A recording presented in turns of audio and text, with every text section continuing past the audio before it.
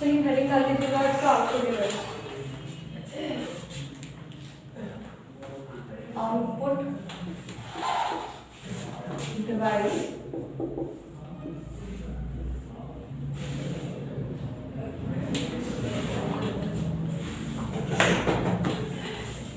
Output device क्या होती है? आउटपुट डिवाइस क्या होती है? कीबोर्ड। जिन डिवाइस के माध्यम से कंप्यूटर के अंदर काम किया जाता है उन्हें आउटपुट डिवाइस कहा जाता है। अच्छा नहीं, अगर तुम्हारे खींच खींच के लगाती चली जाऊँ तो तुम्हें अकल आ जाएगी।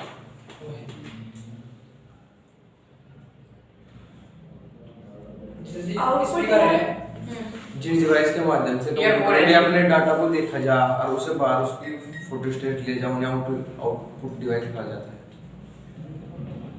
आउटपुट डिवाइस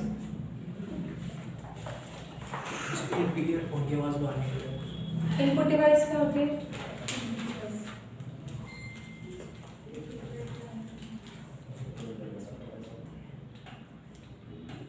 इनपुट डिवाइस क्या होती है?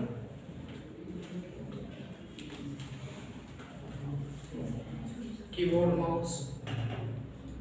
मैंने नहीं पूछा कि कौन सी डिवाइस होती है, मैंने पूछा इनपुट डिवाइस क्या होती है। डेफिनेशन ही समझ में आती है तुम्हें? जिसे हम छू सकते देख सकते इनपुट डिवाइस क्या होती है? जो कंप्यूटर के अंदर डाटा निर्देश को प्रिंट करता है। हैं? कंप्यूटर के अंदर जो भी डेटा निर्देश हमारा उसके अंदर एंटर करता है। जिन डिवाइस के माध्यम से कंप्यूटर में डाटा निर्देश एंटर किया जाता है उन्हें इनपुट डिवाइस कहा जाता है। अच्छा, और आउटपुट डिवाइस?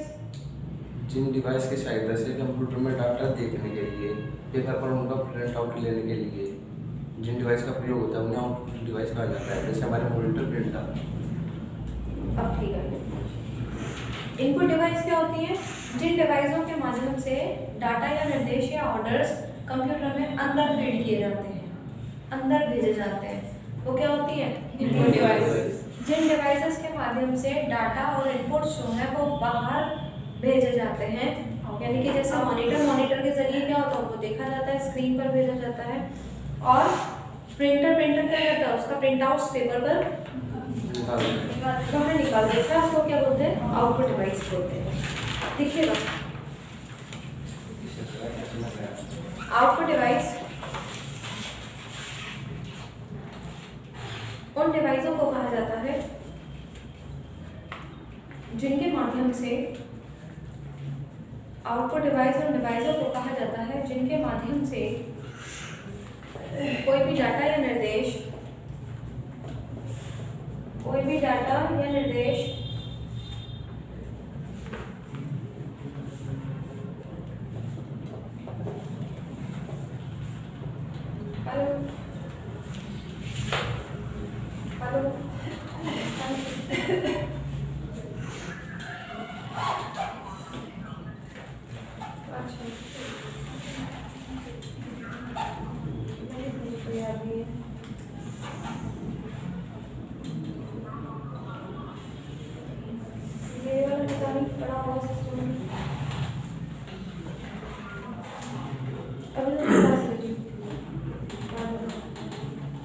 इनपुट क्या लिखा? आउटपुट डिवाइस कोई डाटा या निर्देश।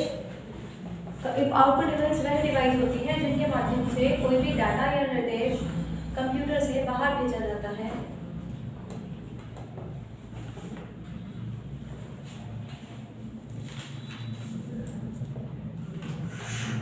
उस डाटा को देखने के लिए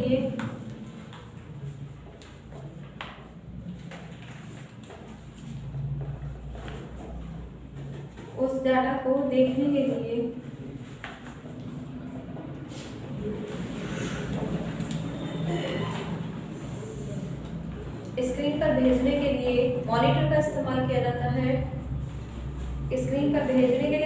इस्तेमाल किया जाता है, और उसकी हार्ड कॉपी के लिए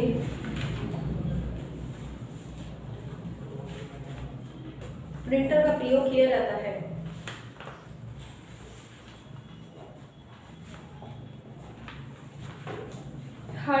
के लिए मॉनिटर का प्रयोग, प्रिंटर का प्रयोग किया जाता है। लिखिए नंबर 1 मॉनिटर। मॉनिटर एक ऐसी आउटपुट डिवाइस है, मॉनिटर एक ऐसी आउटपुट डिवाइस है जिसके माध्यम से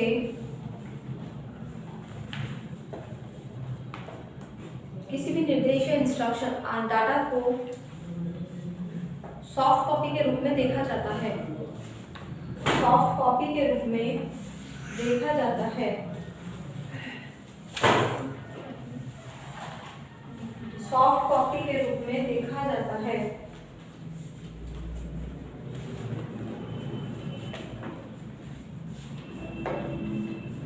सॉफ्ट कॉपी के रूप में देखा जाता है। कंप्यूटर के दिए गए निर्देश या इनपुट, कंप्यूटर को दिए गए निर्देश या इनपुट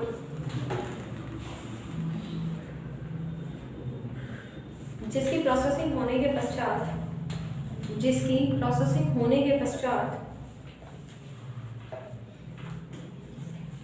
जिसकी प्रोसेसिंग होने के पश्चात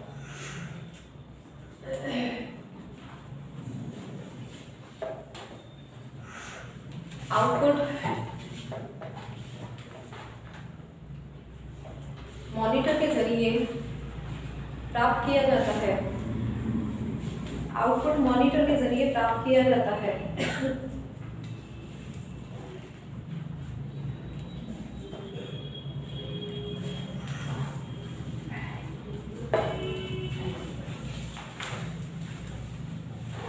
मॉनिटर 3 प्रकार के होते हैं।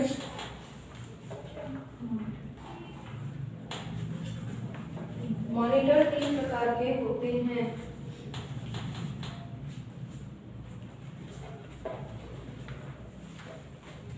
मॉनिटर 3 प्रकार के होते हैं।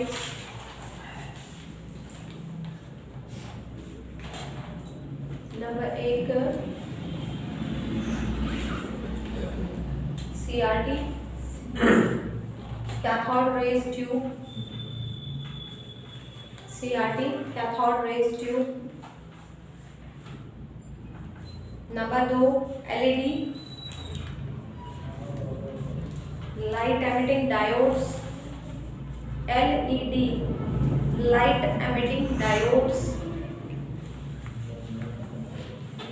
Number 3 LCD, liquid crystal device. Number 3 LCD liquid crystal device.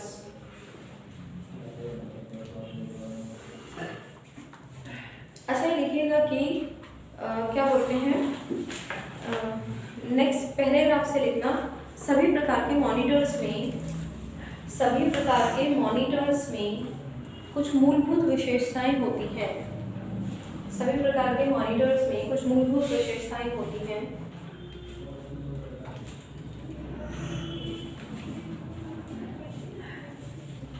एक मॉनिटर की महत्वपूर्ण विशेषता उसकी स्पष्टता है, यानी कि स्क्रीन बिल्कुल क्लियर आ रही हो। एक मॉनिटर की जो महत्वपूर्ण विशेषता है वह उसकी स्पष्टता है, वह उसकी स्पष्टता है।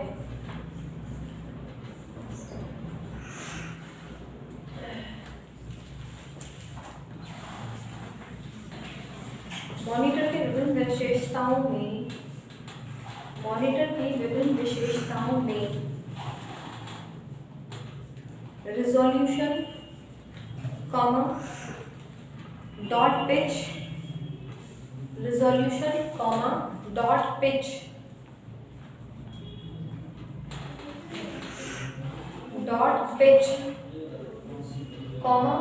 रिफ्रेश रेट, रिफ्रेश रेट,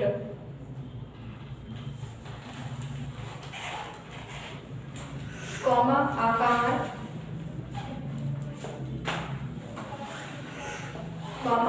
आकार,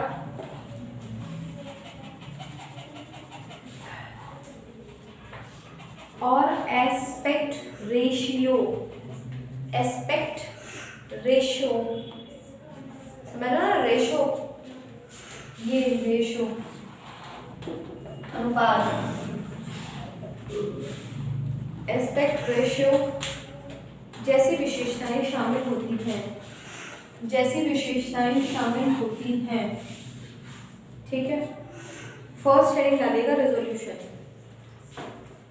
फर्स्ट हेडिंग डालेगा रेजोल्यूशन।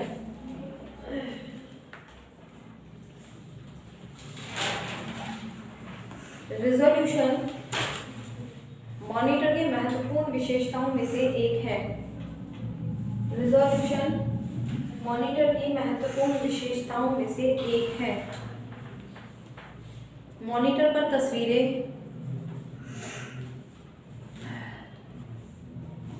मॉनिटर पर तस्वीरें डॉट की मदद से बनती हैं, डॉट की मदद से बनती हैं, जिन्हें पिक्सल कहा जाता है। डॉट की मदद से बनती हैं, जिन्हें पिक्सल कहा जाता है, जिन्हें पिक्सल कहा जाता है।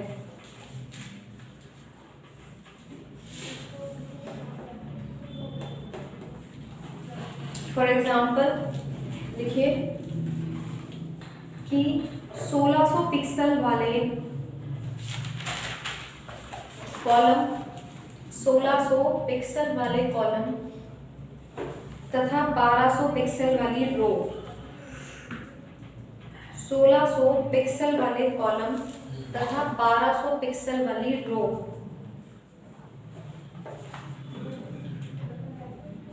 जिससे इस प्रकार कुल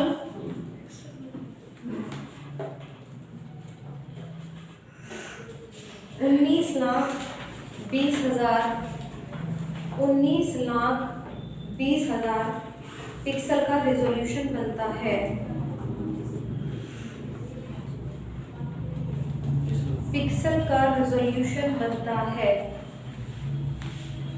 मॉनिटर का रेजोल्यूशन जितना ज़्यादा होता है, मॉनिटर का रेजोल्यूशन जितना ज़्यादा होता है,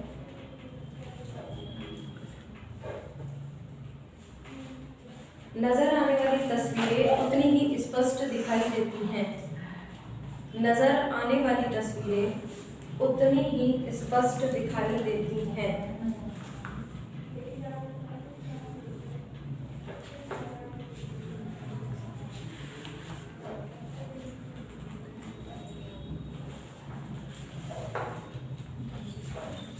उतनी ही स्पष्ट दिखाई देती हैं। Dot pitch, dot pitch, next heading number 2, dot pitch. Dot pitch प्रत्येक पिक्सल के बीच की दूरी होती है। डॉट पिच प्रत्येक पिक्सल के बीच की दूरी होती है। प्रत्येक पिक्सल के बीच की दूरी होती है।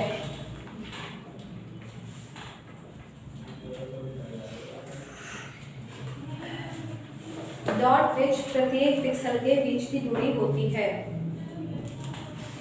सबसे ज्यादा नए मॉनिटर में, जो सर्वाधिक बिल्कुल नए मॉनिटर हैं, उन मॉनिटरों में 0.31 mm डॉट पिच होती है। 0.31 mm की डॉट पिच होती है। 0.31 mm की डॉट पिच होती है। इससे ज़्यादा से बता दूँ, मैंने एक बार अभी इससे ज़्यादा से रिपीट कर दूँ, इससे ज़्यादा वो दूसरे कैसे देगा। डॉट पिच जितनी कम होगी, तस्वीरें उतनी ही स्पष्ट होंगी। यानी कि क्या है, पिक्सल्स जितने ज़्यादा होंगे, रिजोल्यूशन जितना ज़्यादा होगा, पिक्चर्स उतनी क्लियर होंगी। और डॉट पिच जितनी कम होगी, तब पिक्चर की क्लैरिटी अच्छी आएगी। ये आपको पता होना चाहिए। नेक्स्ट हेडिंग डालिए refresh rate. Refresh rate, refresh rate दर्शाता है कि रिफ्रेश रेट दर्शाता है कि किसी प्रदर्शित इमेज को रिफ्रेश रेट दर्शाता है कि किसी भी प्रदर्शित इमेज को कितनी बार अपडेट या रिफ्रेश किया जाता है, कितनी बार अपडेट या रिफ्रेश किया जाता है। अधिकतर मॉनिटर इनके जो ज़्यादातर मॉनिटर होते हैं वो 75 हर्ट्ज की दर से कार्य करते हैं। हर्ट्ज 75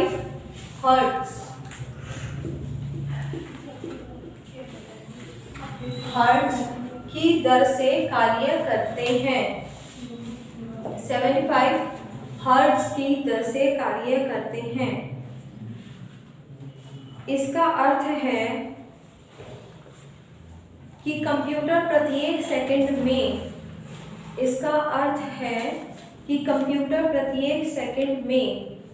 75 बार रिफ्रेश किए जाते हैं।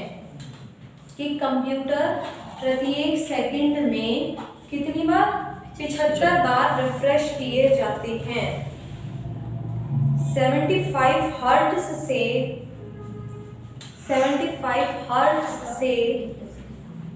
कम के रिफ्रेश रेट वाले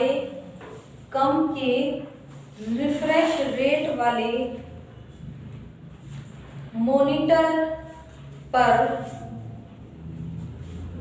प्रदर्शित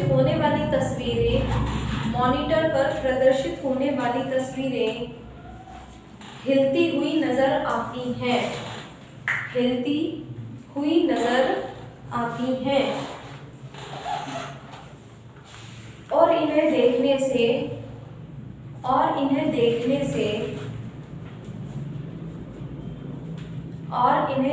से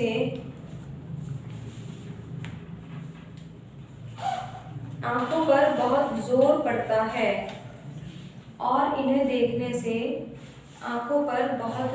पड़ता है।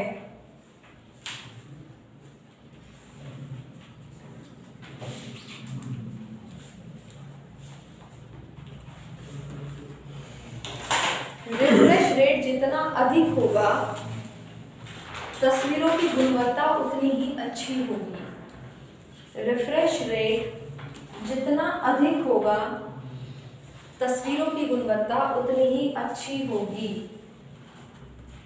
समझ में आया? नेक्स्ट लिखिए एक्सपेक्ट रेशो।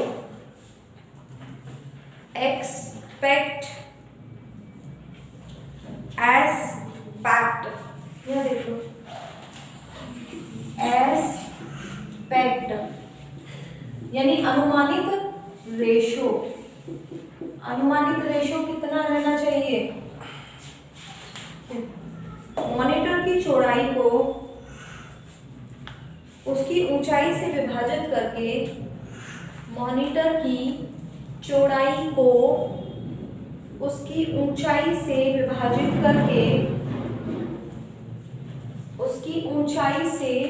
विभाजित करके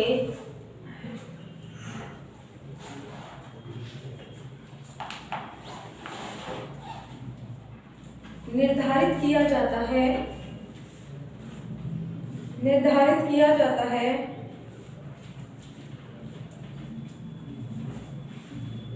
कि मॉनिटरों के लिए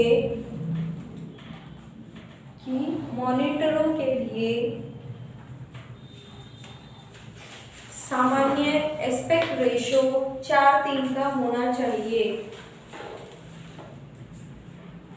सामान्य नॉर्मल कैसे लिखोगे? ऐसे 4:3 4:3 का होना चाहिए। और बड़ी स्क्रीन में 16:10 का होना चाहिए। जो बड़ी स्क्रीन है उसमें 16:10 का होना चाहिए। ओके, नेक्स्ट हेडिंग डाल दीजिएगा प्रिंटर। मेन बातें पता चल गई कि रिफ्रेश रेट क्या होता है, रेशो क्या होता है, पिक्सल क्या होते हैं और डॉट पिच क्या होते हैं। मॉनिटर में से रिलेटेड क्वेश्चंस आते हैं। ठीक है, नेक्स्ट प्रिंटर। प्रिंटर एक आउटपुट डिवाइस है जिसके द्वारा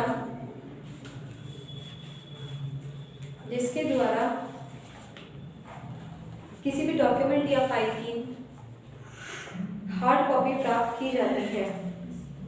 किसी भी डॉक्यूमेंट या फाइल की हार्ड कॉपी प्राप्त की जाती है।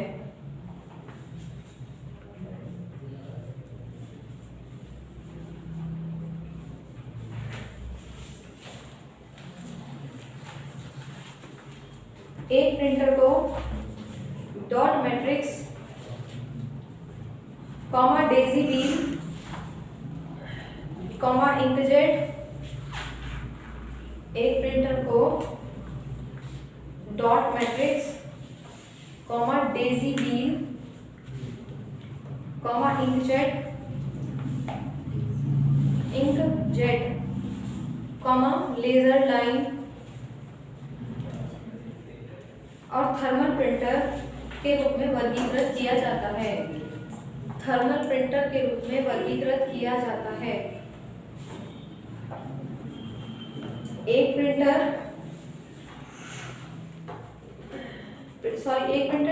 दो प्रकार के होते हैं, एक इम्पैक्ट और दूसरा नॉन इम्पैक्ट। जो प्रिंटिंग प्रभाव डाल के करता है वो इम्पैक्ट होता है, जो बिना प्रभाव डाले इम्पैक्ट करता है नॉन इम्पैक्ट प्रिंटर होता है। ठीक है,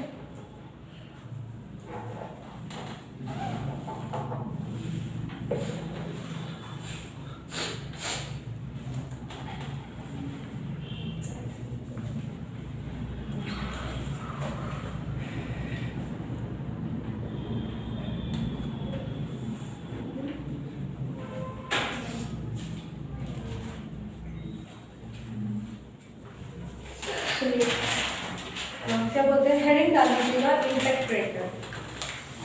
आखिर इम्पैक्ट कौन से होते हैं, नॉन इम्पैक्ट कौन से होते हैं। लिखिए, इम्पैक्ट में लिखो, इम्पैक्ट प्रिंटर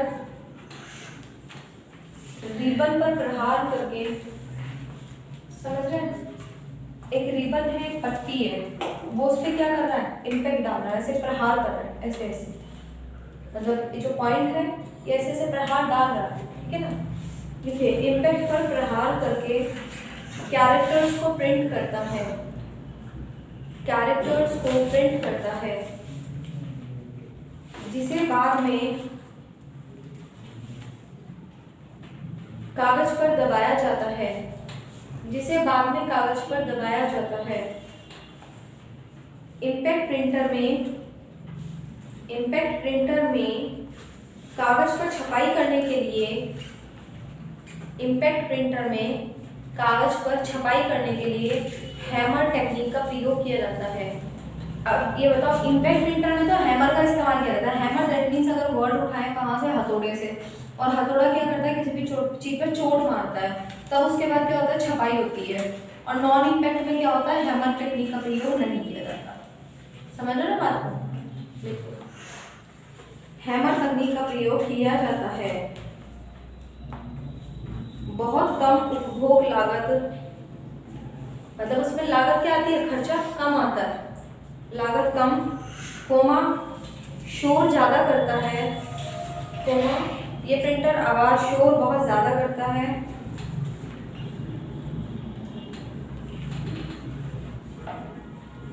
यह अधिक मात्रा में प्रिंटिंग करने के लिए उपयोगी है, यह अधिक मात्रा में प्रिंटिंग करने के लिए उपयोगी है।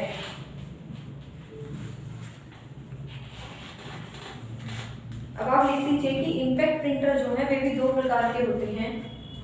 इम्पैक्ट प्रिंटर भी दो प्रकार के होते हैं। प्रिंटर कौन कौन से बताया मैंने, दो, इम्पैक्ट, नॉन इम्पैक्ट और नॉन इम्पैक्ट। जो इम्पैक्ट होते हैं वो क्या करते हैं, हैमर टेक्निक का यूज करते हैं, यानी कि किसी भी चीज पर किसी चीज को हिट करते हैं, पेज को। अब मैंने कहा नॉन इम्पैक्ट में भी क्या है, दो प्रकार के, कौन से हैं, देखो, एक कैरेक्टर प्रिंटर, दूसरा लाइन प्रिंटर। कैरेक्टर प्रिंटर, दूसरा लाइन प्रिंटर। ठीक है, बस फर्क क्या है, ये तो क्या करता है, एक बारी में एक ही अक्षर प्रिंट करता है, एक कैरेक्टर। कैरेक्टर किसको कहते हैं, ए बी सी डी, इन सबको क्या बोलते हैं, कैरेक्टर। और जो पूरी लाइन होती है, लाइन प्रिंटर एक बारी में पूरी लाइन प्रिंट करता है, बस ये फर्क है, दिखाने की जरूरत तो नहीं है। अच्छा,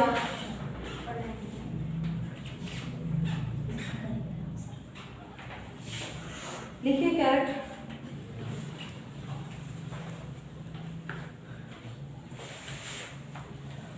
अच्छा लिख दीजिए, डॉट मैट्रिक्स प्रिंटर और Daisy wheel printer character printer के उदाहरण हैं, एग्जाम्पल हैं।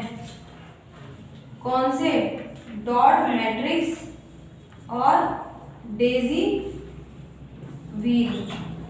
डेजी व्हील प्रिंटर किसके उदाहरण है, कैरेक्टर प्रिंटर के। और ड्रम प्रिंटर और चेन प्रिंटर किसके उदाहरण है, लाइन प्रिंटर के। ड्रम प्रिंटर और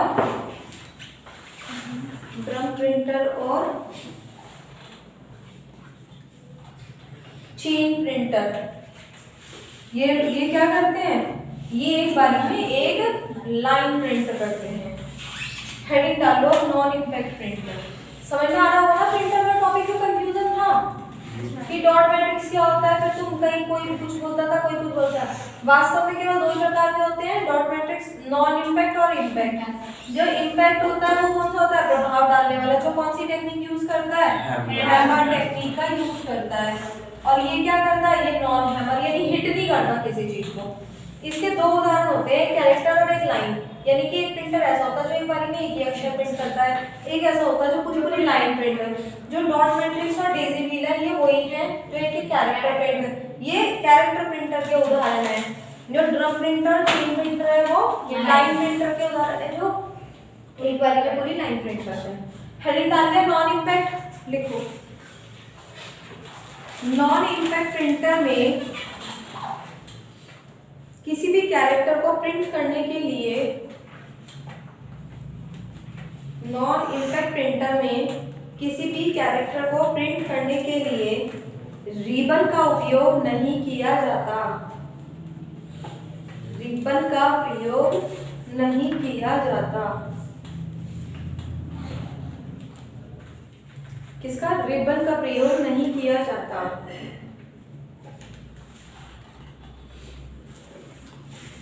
ये प्रिंटर एक समय में एक पूरा पेज प्रिंट करते हैं। ये प्रिंटर एक समय में एक पूरा पेज प्रिंट करते हैं,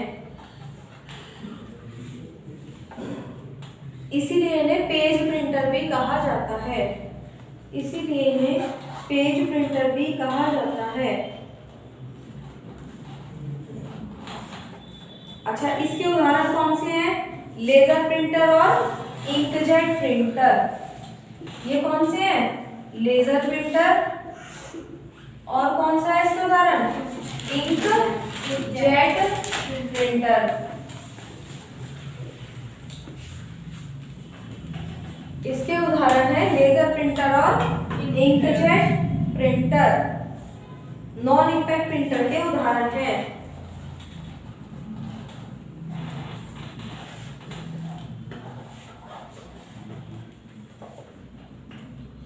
नॉन इम्पैक्ट प्रिंटर इन प्रिंटर की तुलना में ज्यादा तेज चलते हैं। ये वाले क्या है, स्लो काम करते हैं, और ये बहुत फास्ट काम करते हैं। कौन से वाले, नॉन इम्पैक्ट, यानी कि लेजर प्रिंटर और इंकजेट प्रिंटर बहुत फास्ट काम करते हैं। ठीक है ना, लिखिए, non impact printer impact printer की तुलना में तेजी से कार्य करते हैं। इम्पैक्ट प्रिंटर की तुलना में तेजी से कार्य करते हैं और शोर भी कम करते हैं।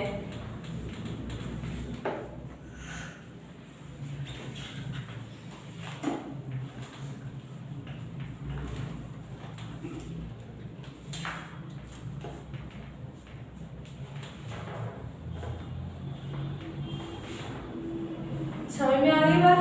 नए पैराग्राफ से लिखो। NOT नोट करके एक बात डाल लो। NOT नोट लिखो। प्रिंटर के रेजोल्यूशन को डॉट पर इंचेस में मापा जाता है, DPI।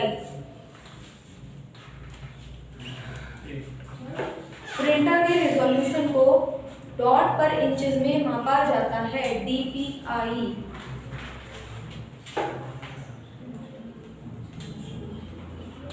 और एक प्रिंटर को कंप्यूटर के साथ जोड़ने के लिए सामान्यतः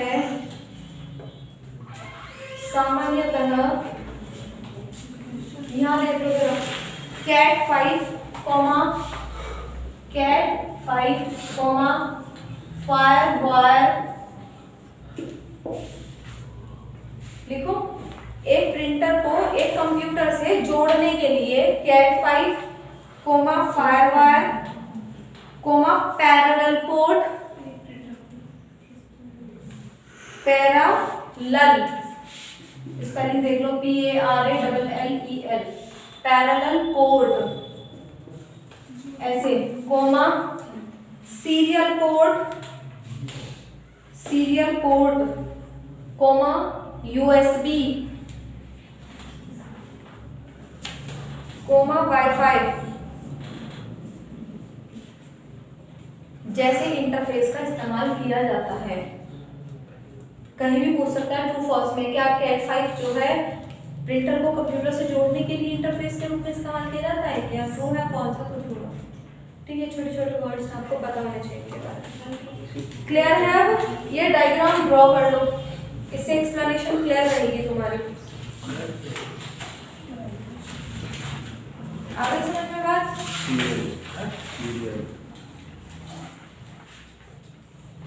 अब बाकी अब इनके बारे में एक्सप्लेन आप लोग जो है 2-2 लाइनें लिख देना भाई। 2 लाइनें डॉट मैट्रिक्स के बारे में, 2 लाइनें डेजी मिल, 2 ड्रग के बारे में, 2 चेन, 2 लेजर, 2 इंकजेट के बारे में, इनके बारे में 2-2 लाइन लिख देना।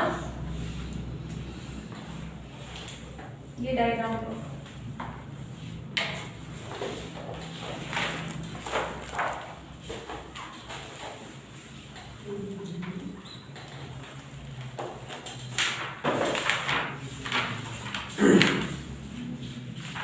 बन गया।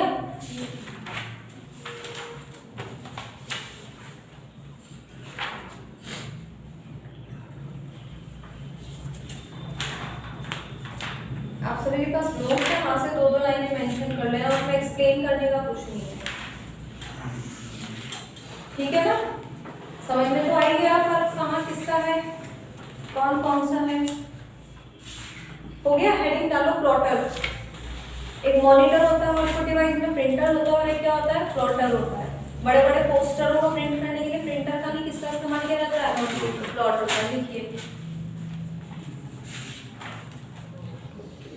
प्लॉटर में प्रिंट करने के लिए इंक पेन या इंकजेट का प्रयोग किया जाता है। प्लॉटर में प्रिंट करने के लिए इंक पेन या इंकजेट का प्रयोग किया जाता है।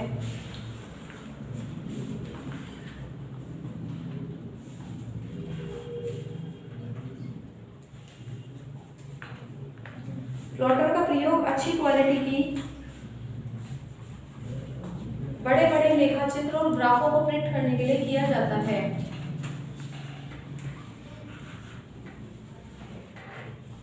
बड़े बड़े पोस्टर, मैप, नक्शे, बड़े बड़े पोस्टर, मैप, नक्शे, रेखाचित्र आदि को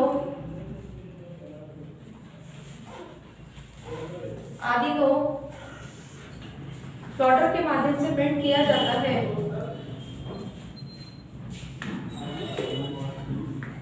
नेक्स्ट हेडिंग डालिएगा स्पीकर।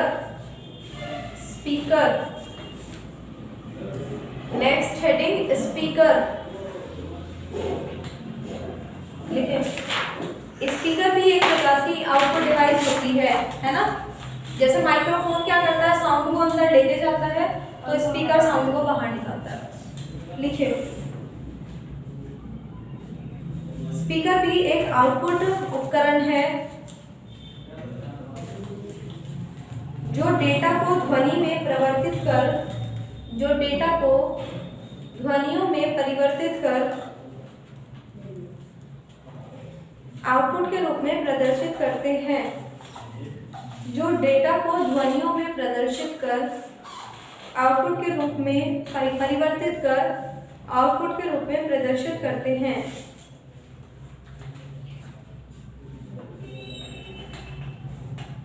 स्पीकर और